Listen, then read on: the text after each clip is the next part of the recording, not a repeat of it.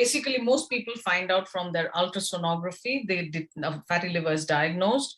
But usually we start suspecting it when we do lab work. So lab work will tell us if the liver enzymes like AST, ALT, and for those of you who use SGOT, SGPT, those are raised. One of the things we think of is, of course, insulin resistance.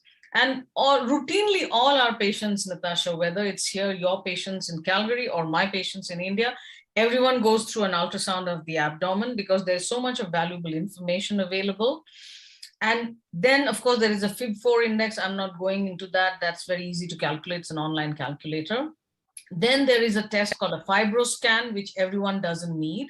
So confirmation of a steatohepatitis, so it is not a fatty liver, is always by a liver biopsy. Now, because a liver biopsy is an invasive test, obviously it's not recommended lightly. So unless they have, they are progressing, they are worsening, only those cases will they go ahead with the liver biopsy, because liver biopsy is not something we take so lightly. And the next thing is, what I wanted to confirm is, Natasha, this is one of my favorite slides.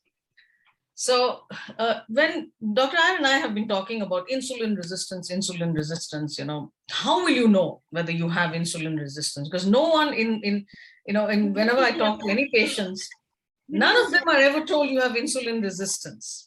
They say, I don't have any problem with that. You need to see a functional medicine Yes. doctor to find out if you have insulin resistance before it manifests as all of these things. Once it's manifested, yes, we can help you reverse it, but it's best to find out sooner than later. So the problem is, diabetes is, so when we talk about diagnosis of diabetes, it's like you've crossed a certain threshold of blood glucose levels. And that is when your doctor tells you, you have diabetes, you need to make, first, of course, the standard recommendation is always lifestyle first and then medications. And by the time you're diagnosed with diabetes, your blood vessels have aged 10 to 20 years on average, 15 years more than it should be. So when you're 50 years old getting diagnosed with diabetes, your heart and your blood vessels are now 60, 70 years old, and that's where the problem arises. That part is hard to reverse, right?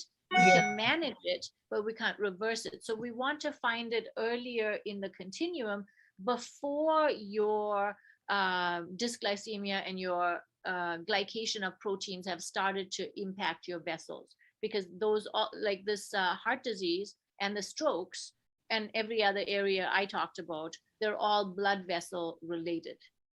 Yeah, thank you, Natasha. So my point in showing this slide is, you may have been diagnosed with diabetes here, let us say, this is time, but 7-8 years before that, you have been taking a medication for hypertension.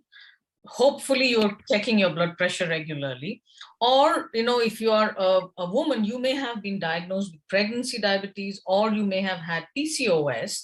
All these are in the same continuum. Another big way for you to know whether you really have insulin resistance is belly fat. So Natasha, among South Asians, you were talking about people in their 60s. Among South Asians, hypertension, cardiovascular disease, heart disease, stroke, these heart disease particularly, occurs about a decade before the Western population. So essentially, a lot of the problems are actually starting in childhood. That is the sad part. So you may have had high blood pressure for a long time, but you're not thinking that you are on the diabetes continuum. You may have had fatty liver for a long time, abnormal lipids, like you talk about, my cholesterol is abnormal, or you are on a statin medication because your doctor says your LDL is not in the range.